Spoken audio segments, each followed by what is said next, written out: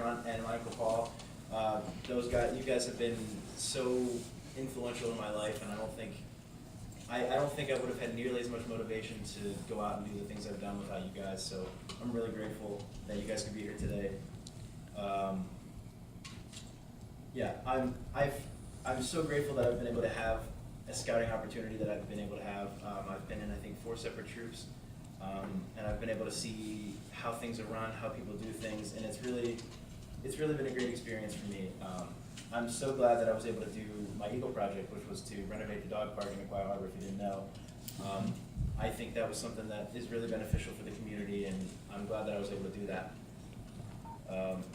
The experiences that I've had along the way for Boy Scouts and on the way up to Eagle, everything has been really crucial to my life, and I'm never going to forget any of this. And I hope that other people can see the work that I've done and kind of take it upon themselves to say, okay, well, there are things that I can do to help, and it'll be beneficial to everyone, but also to yourself, because it's not only other people you're helping, it's kind of, I don't know, it's kind of you're helping yourself come across things you would normally have not had to deal with. So I'm so glad that I've had those experiences, and I thank you all for coming. I really appreciate it. You guys have come from everywhere to be here. So yeah, thank you. I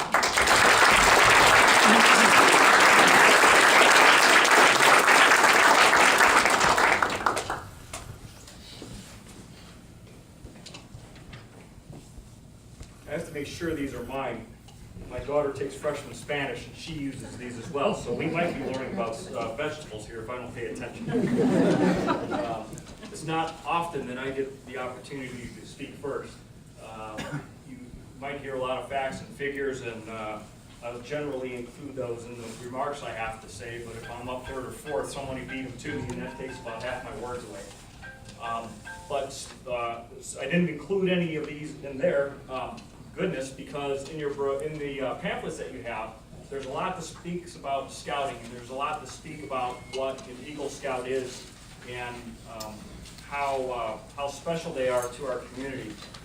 And so, what makes Scouts and what makes an Eagle Scout a little unique is that while we expect children and citizens to be good and decent people, a Scout takes an oath towards doing so.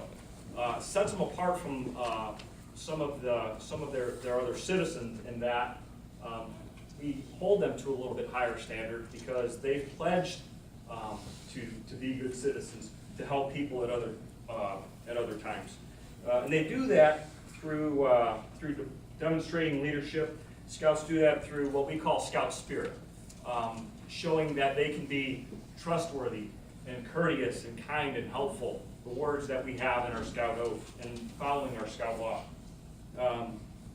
In reaching the rank of Eagle Scout, though, that's not the end of the journey.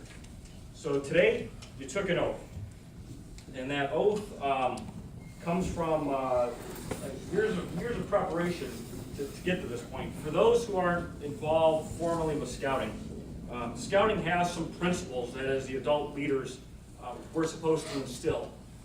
Goals or roadmaps, if you will. Developing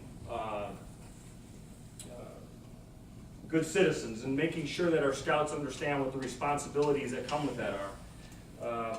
Building character is the foundation of what a Scout is. And developing fitness, personal fitness, mental fitness, making sure that they're in the right mind going forward. And so, as in your Eagle Scout pledge today, you've committed to carrying those same principles moving forward. There were words in there that you used. My training, that I'll use my influence, and using those to create a better community and to develop better citizens. Those are the things that we expect from an Eagle Scout. So, what now, right? We've given you the tools, right? And we've provided you some lessons that I've learned. And through that pledge, we've established some expectations for the Eagle Scouts. So, moving forward, we have a memento here that would help remind you of the pledge. You can have this, hang this on your wall or wherever you choose, and it's a plaque, and it reminds him that he's an Eagle Scout, and that it's William F.C. Hornick. Is he right? Okay. So you can take this, hang it up on a wall, in your professional life, wherever that may be. Serve as a reminder of some of the words that you spoke here today.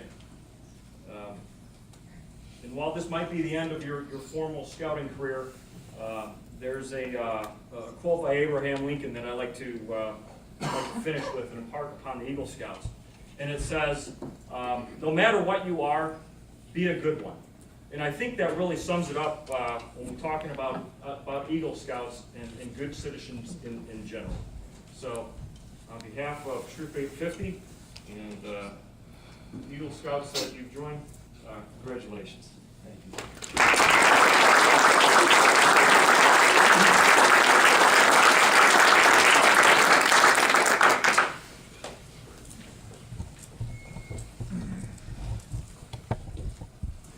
Our next speaker will be Mrs. Margaret Bennett.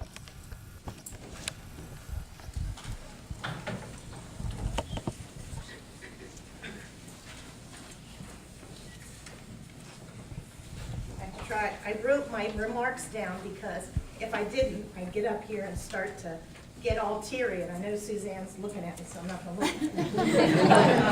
I'm Margaret Bennett, and I'm honored to speak at such a wonderful occasion as Williams Eagle Scout Court of Honor. I would like to say congratulations to you and your parents, Mark and Suzanne. And I wrote it down so I wouldn't do this. I had the pleasure of being Williams' Cub Master and later Assistant Scoutmaster from the time he was a bear in Pack 423 in LaPlata, Maryland. He shared his Cub Scout memories with my son Andrew and crossed over to Boy Scouts with him. We shared many scouting for food drives, den and pack meetings, campouts, and other adventures together. Throughout the years, William had high expectations placed on him, not only by his family, but by those around him. He was big brother to Nicholas and Luke, and still is, and also to his fellow scouts. Those of you who know William might have noticed that he towers over other scouts who are the same age, and now even the parents. As a result, I always looked to William as the oldest, no matter if he was or not, because he was always the tallest. I had the highest expectations of him, even over the other scouts, because of that. I noticed that it wasn't only me that felt that way. In spite of all this added pressure, William always accepted the pressure placed on him gladly, whether it was in scouts, with his family, at church, or at school. Always being the go-to guy is a very heavy burden, but that burden has prepared William in many ways. As he ventures on to college, I'm sure he will be the most prepared to accept the challenges he may face. So I'm happy I was able to contribute to that. One memorable event was one of our many trips to Valley Forge. This was the year that it snowed 3 feet. Well, it was probably about 2.5, but every year it gets deeper and deeper. Our troop arrived about 10:30 at night, and after the registration, carrying by sled all of our gear to the farthest site from the drop-off point, we had to dig out our area so that we could pitch our tents. So here we are in the dark, digging and digging. The scouts were scurrying around playing in the snow. We only had a few shovels, and most of the adults were actually doing the digging. Once the scouts had assembled the gear in one location, it was time for the tents. But the shoveling crew, Mark, was not done. Some of the older scouts, led by William, came over and took the shovels from us so they could shovel it faster. I was so relieved because my work day started at 4 a.m. that day, and after driving several hours, I was beat. And by this time it was 2 a.m. in the morning. I really appreciated the scouts' gesture. These are the moments the leaders cherish, when it all comes together and you think that scouting certainly makes a difference. When I thanked the boys and praised their selflessness, I heard them remark in whispers, "Little do they know, we just want to pitch our tents and go to bed." In my heart, I know scouting makes a difference. And on this occasion, I'm proud of William and his accomplishments, his high ideals, the example he provides other scouts, and his selflessness. If I feel this proud of him, I can't imagine how proud Suzanne, who's out the door, and Mark